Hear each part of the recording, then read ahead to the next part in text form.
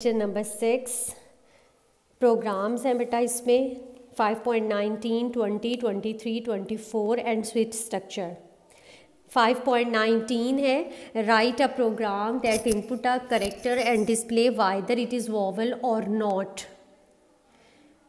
आयो stream conio उसी तरह से आपने ऐड कर लिया है। Clear screen enter any character CH आपने उसको मैच किया कैपिटल ले करेक्टर को। इफ़ स्ट्रक्चर के साथ आप इसको लिख रहे हैं CH equals A small a capital E small e I O U और U आउट। तो इनमें से अगर कोई भी केस जो है CH हमने जो कीबोर्ड से एंटर किया है इनमें से किसी के साथ भी मैच हो जाएगा तो you entered a vowel else you did not enter a vowel.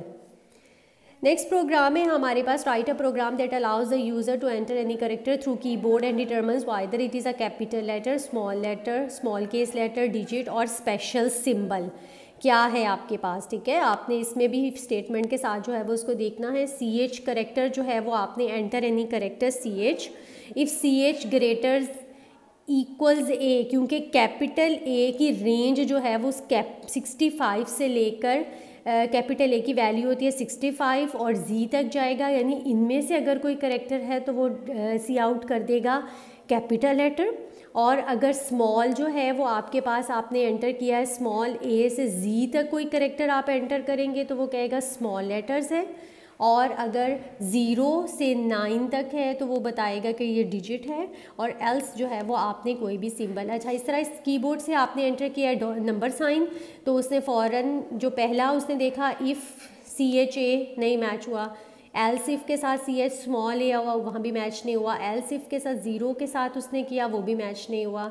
तो इस तरह से लास्ट वाला जो है वो सिंबल वाला उसके साथ मैच हो गया तो वो चीज़ जो है वो उसको डिस्प्ले करवा देगा। Switch structure, switch is an alternative of nested if else structure, यानी नेस्टेड इफ़ एल्स का जो है वो हमारे पास अल्टरनेटिव है। The switch statement is another conditional structure, it is a good alternative of nested if else, it can be used easily when there are many choices available and only one should be executed।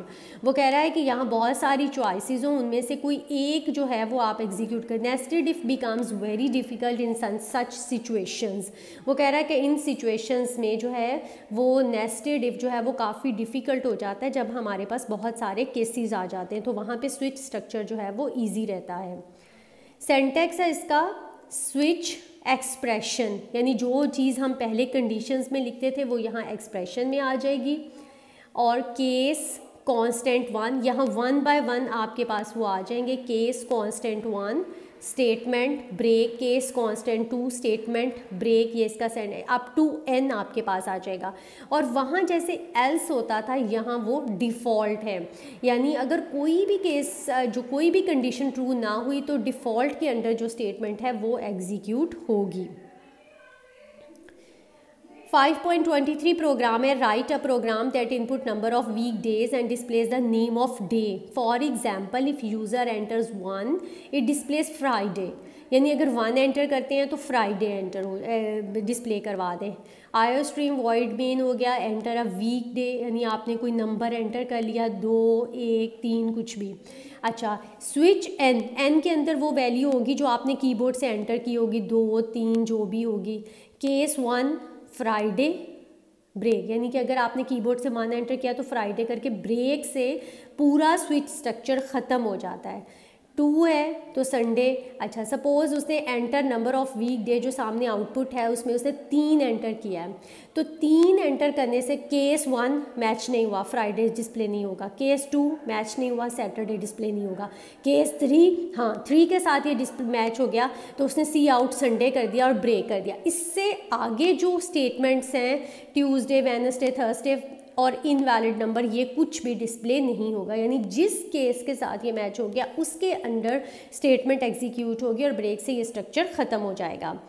5.24 है हमारे पास write a program that inputs a character from the user and checks whether it is vowel और consonant. वो कह रहा है कि आपके पास वॉवल है या कॉन्सोनेंट है आपने बताना है। तो ये जैसे पीछे नेस्टेड इफ के साथ हमने करा CH capital A, C H small A, वो सारा था। अब वो इफ़ के साथ था, उसी को अब हम स्विच स्ट्रक्चर के साथ करते हैं। एंटर अल्फ़ाबेट सी में कर लिया, स्विच सी, यानी सी में अगर स्मॉल ए है, कैपिटल ए है, तो यू एंटर्ड अ वोवल, आपने सी आउट करवा दिया और ब्रेक करवा दिया। अगर आपने ये नहीं एंटर किया तो आपने ई, आई, ओ, यू, उसी तरह से ब्रेक में आपने लिख दिया, डिफ़ॉल्ट में आपने लिख दिया नॉट वोवल या कॉन्सोनेंट। अच्छा, इसमें आपने जैसे आउटपुट में देखें, यू एंटर यू, पहले उसने जब यू एंटर किया, उसने सबसे पहले केस ए नहीं मैच हुआ, ये नहीं हुआ। इसके बाद केस ई नहीं हुआ, आई नहीं हुआ, ओ नहीं हुआ, यू के साथ ये केस मैच हो गया, तो उसने डिस्प्ले करवा दिया यू एंटर्ड वोवल, और प्रोग्राम जो है वो एंड हो गया। Thank you.